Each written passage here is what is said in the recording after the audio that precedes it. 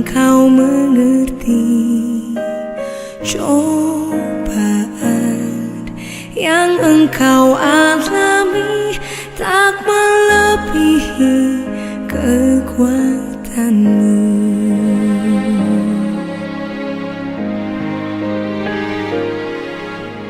Tuhanmu tak akan memberi ular beracun pada yang minta roti. Satu hal tanamkan di hati, indah semua yang Tuhan beri. Tangan Tuhan sedang merendam suatu karya yang agung mulia. Saatnya kan tiba nanti, kau lihat pelangi kasih-Nya.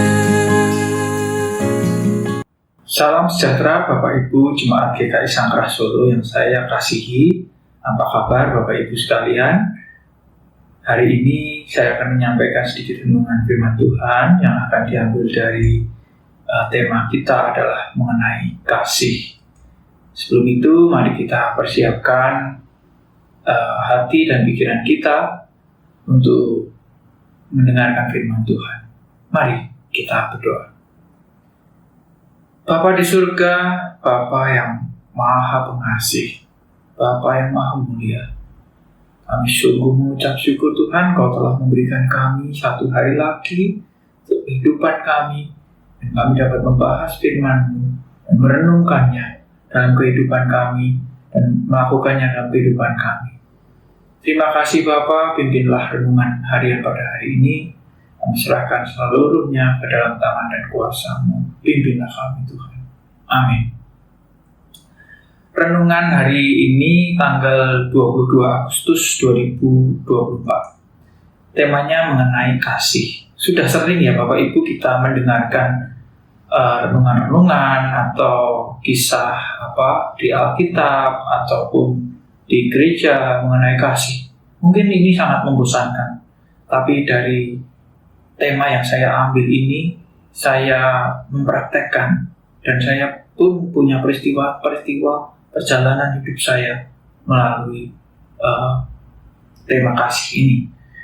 Salah satu dasar hidup yang diajarkan Yesus kepada kita adalah kasih. Betul ya Bapak Ibu, seperti kita tahu, Tuhan Yesus selalu mengajarkan kita itu untuk hidup. Dasar kita adalah kasih, yang dimana dicatat di firman Tuhan, di Alkitab kita. Mari kita buka Yohanes 3 ayat 16. Kita buka sama-sama. Mari kita baca.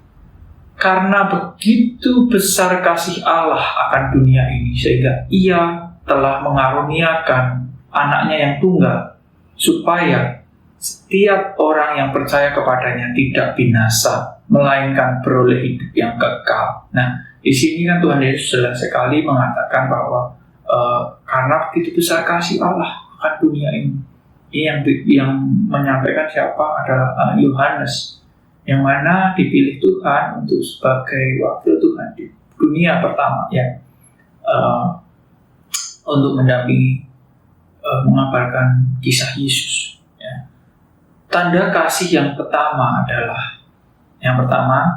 kasih itu selalu memberi. Yang kedua adalah berkorban. Yang ketiga adalah mengampuni. Nah, sudahkah Bapak Ibu menjalankan yang saya sampaikan saat ini?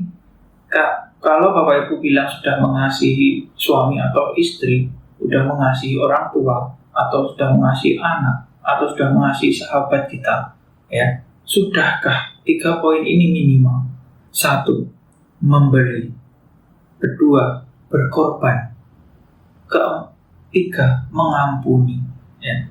Memberi ini bisa dijabarkan banyak hal. Memberi waktu, memberi tumpangan, memberi makan, memberi banyak hal. Ya, kalau berkorban itu kita bisa berkorban kepentingan kita, ya kita tidak lakukan, tapi kita malah melakukan kepentingan orang lain. Itu namanya berkorban, ya kan?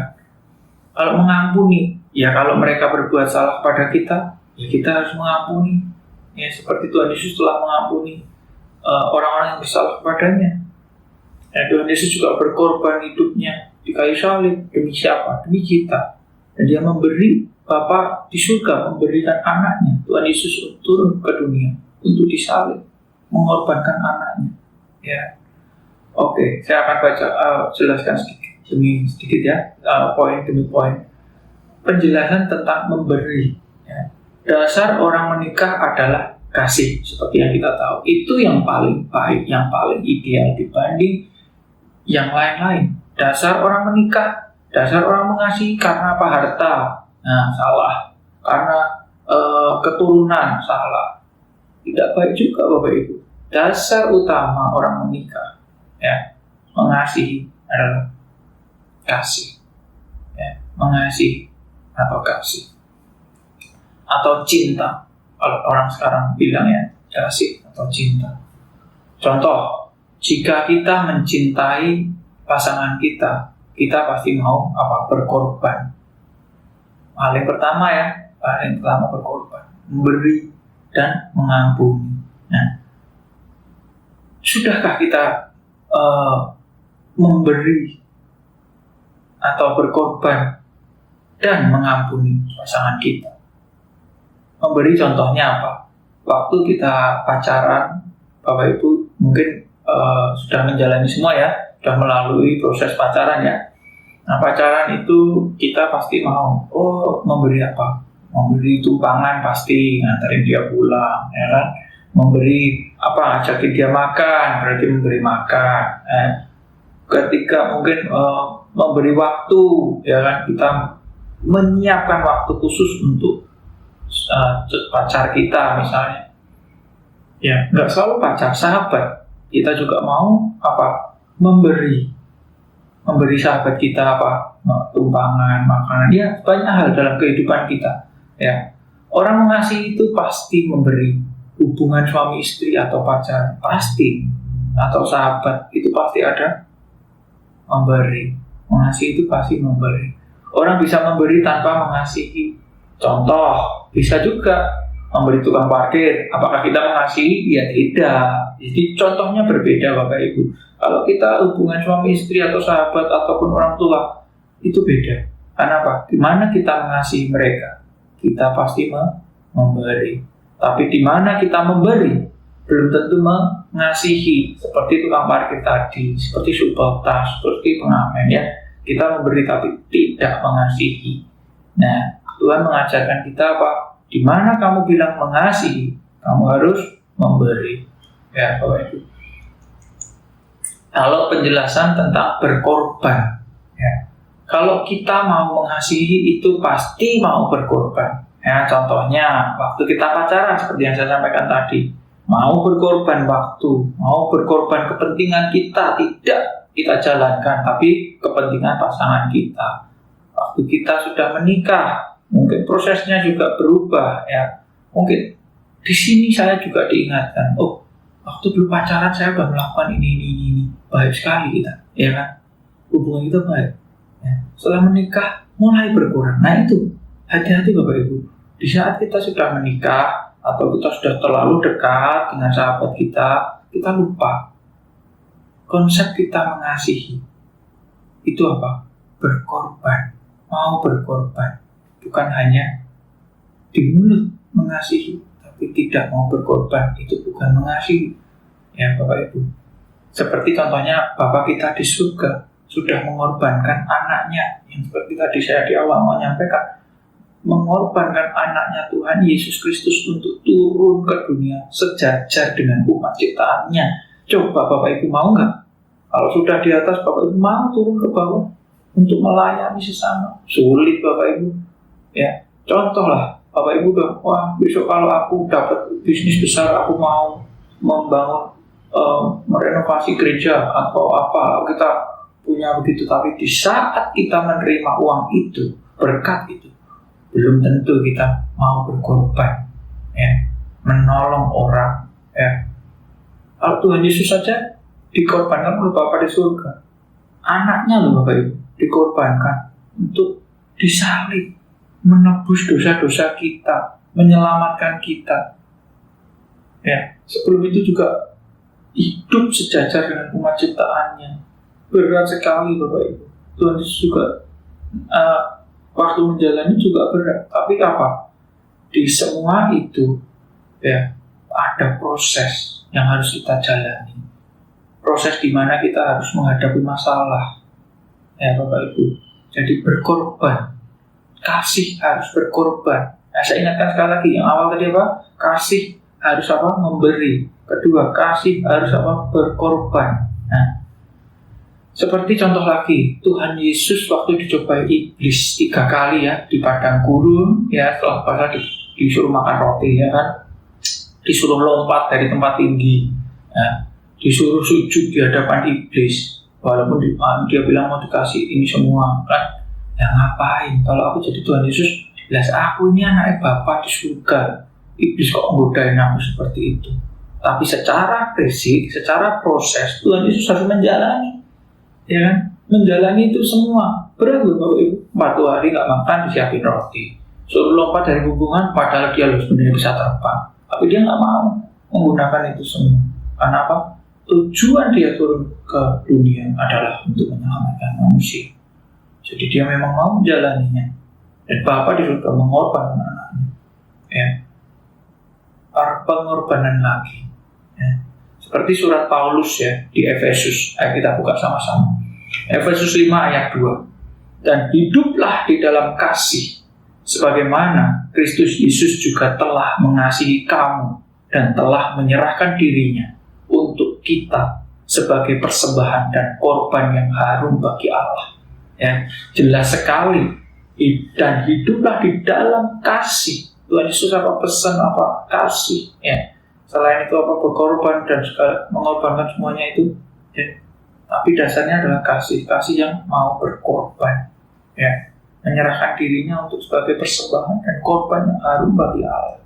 Nah, ini jelas sekali. Hidup di dunia ini kita harus menjalankan apa? Kasih dan mau berkorban. Ya. Contoh lagi tentang Ayub, Bapak Ibu. Ayub itu ada 42 pasal hidupnya Ayub. Coba Bapak Ibu teladani, coba Bapak Ibu baca sekali lagi. Kalau belum baca ayat 1 sampai 42 itu proses hidupnya Ayub, naik turunnya berat sekali Bapak Ibu, sampai dia kehilangan istri, keluarganya semua, dan juga kehilangan kekayaan semuanya. Sempat Ayub juga melawan Tuhan, tapi Ayub bertobat, dan di akhir pasal ya 41-42 Ayub bertobat. Ayub mulai dipulihkan oleh Tuhan. Tapi di proses awal-awal itu Ayub luar biasa Bapak Ibu, mampu menyelesaikan cobaan-cobaan yang sudah diberikan oleh iblis, ya kan? Kenapa? Kasih itu mau berkorban. Karena Ayub pun juga mengasihi bapaknya, mengorbankan kepentingan kita atau ego kita demi orang lain, dimanapun kita berada, di keluarga, dengan anak kita. Kalau kita mengasihi, kita mau berkorban. Oh ya, kesenangan kita apa? Ya udahlah, untuk anak-anak dulu, iya kan? Ada uang sedikit ya kita korban untuk kesenangan mereka, untuk belajar mereka ataupun untuk keperluan mereka, ya kan? Dalam hubungan suami istri ya, untuk istri kita harus berkorban juga, untuk suami kita juga harus mau berkorban. Itu harus saling mengasihi Bapak Ibu, ya. Nah, kalau di pelayanan Bapak Ibu, sudahkah kita mengasihi sesama pelayan Tuhan, sebagai penatua, sebagai pendeta, ya, sebagai jemaat? Sudahkah kita saling mengasihi? Sudahkah kita melakukan 3 tadi, memberi, ya, berkorban, dan juga apa? Mengampuni. Yang paling akhir, 3 poin ini penting sekali Bapak Ibu, ya, dalam pelayanan, dalam pekerjaan, dalam hubungan bisnis. Sudah kita melakukan ini, mengasihi sesahabat kita, berkorban, dan juga mau mengampuni. Dan janganlah malah apa? Mengorbankan orang lain demi kepentingan kita. Contoh, pada saat pelayanan, biarin dia aja dah. Demi apa? Kepentingan kitanya malah nyantai-nyantai, itu nggak benar juga. Ya. Lalu poin yang ketiga yang saya akan jelaskan, terapkan ini dalam hidup kita, mengampuni. Ini yang susah, Bapak Ibu. Dari 3 ini kalau kita sudah melewati memberi, ya kan, berkorban, yang ketiga mengampuni. Ini berat, Bapak Ibu. Kalau kita disakiti, kita harus mengampuni seperti Tuhan Yesus sudah memberi contoh di ayat-ayat Alkitab yang kita sudah pernah pelajari. Ya. Jika Anda mengatakan mengasihi pasangan atau sahabat, sudahkah Anda mengampuni kesalahan mereka semua? Nah, ini saya selalu memberi contoh pada pasangan-pasangan baru, mengampuni. Ya Bapak Ibu, nggak cuma dengan pasangan juga, sama sahabat atau rekan kerja, mengampuni. Bukan berarti kita mengampuni terus dia berbuat salah, mukul kita atau merugikan kita segala macam, itu mengampuni. Enggak, ya kita pakai hikmat. Yang namanya bisnis, ya kita tetap bisnis, tetap kita ada hitung-hitungannya, tapi paling tidak kita sudah mengampuni jika mereka berbuat salah. Ya, contohnya hubungan suami istri, hubungan sahabat atau pertemanan. Kalau dalam suami istri, ya kita mengampuni istri. Sudahkah kita mengampuni kesalahan mereka? Dari suami-suami, ya, sahabat yang belum menikah, sahabat-sahabatmu yang berbuat salah. Lebih baik hidup di dunia ini banyak teman daripada banyak musuh, Bapak Ibu. Karena kalau banyak teman, ya kita hidup lebih nyaman, lebih penuh kasih, dapat praktek firman Tuhan. Walaupun dalam prosesnya berat, ya, mengampuni itu dalam pertemanan berat, Bapak Ibu. Ya. Kalau mau mengerti maunya Tuhan, makanya baca Alkitab, di mana di dalamnya peristiwa-peristiwa hidup yang kita bisa teladani dan lakukan. Banyak sekali peristiwa-peristiwa hidup, contohnya Ayub, Yusuf, ya, Musa. Banyak sekali yang proses hidupnya berjalan bersama Tuhan. Ya, Bapak Ibu. Dan jangan lupa selalu teladani hidup Tuhan Yesus yang kita lakukan dalam kehidupan kita. Lakukanlah firman Tuhan. Karena lewat hidup kita bersama Tuhan itu bisa kita bagikan kepada sesama. Seperti saat ini kita bisa berbagi firman Tuhan, sharing, ngobrol, ya kan, bersama teman-teman seiman, ngobrol kan. Ya. Bagaimana pendapatmu tentang firman Tuhan ini? Ya, sharing aja. Sudah kita praktekkan peristiwa-peristiwa hidup kita. Ya, kalau belajar itu boleh, ya, tapi belajar itu semua teori. Kita harus lakukan firman Tuhan. Seperti contohnya pada mulanya adalah firman. Firman itu bersama-sama dengan Allah. Dan firman itu adalah Allah. Itu Yohanes 1 ayat 1. Bapak Ibu ingat? Firman itu adalah Allah. Ya, kita teladan apa isi firman Tuhan. Baca, Bapak Ibu. Kalau cuma kita baca lompat-lompat, ya mungkin nggak ngerti. Ya, diambil yang bagus-bagus. Tapi baca yang benar. Urut, ya, dari depan sampai belakang. Dari awal sampai akhir. Supaya kita ngerti apa sih firman Tuhan, apa sih maunya Tuhan, kehendak Tuhan apa atas hidup kita. Ya, maka marilah kita belajar mengasihi dan mau memberi, berkorban, ya, dan mengampuni. Immanuel, Tuhan selalu beserta kita. Mari kita tutup renungan pada hari ini dalam doa. Mari kita berdoa. Bapa di surga, terima kasih Tuhan untuk berkat dan penyertaan-Mu. Kami dapat membaca sedikit firman-Mu hari ini, ya Tuhan, mengenai kasih yang memberi, yang berkorban dan mengampuni. Kiranya Tuhan pimpin setiap kami, supaya kami dapat menjalani apa yang menjadi maunya Tuhan atas hidup kami. Tuhan, pimpin kami, Roh Kudus, mampukan kami. Terima kasih Bapa, kami serahkan seluruh kehidupan kami dalam tangan dan kuasa. Amin. Salam sejahtera Bapak Ibu. Semoga firman hari ini dapat menjadi berkat untuk Bapak Ibu semuanya. Terima kasih. Tuhanmu tak akan memberi ular beracun pada yang minta roti. Satu hal tanamkan di hati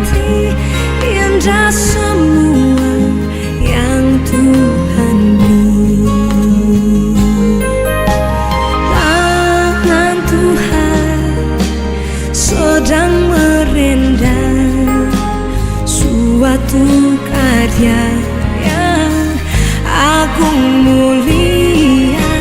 Saatnya kan tiba nanti, kau lihat pelangi kasihnya.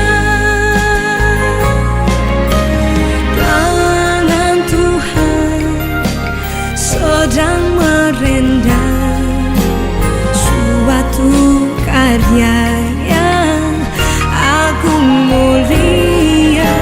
Saatnya kan tiba nanti, kau lihat pelangi kasihnya. Tangan Tuhan sedang merendam,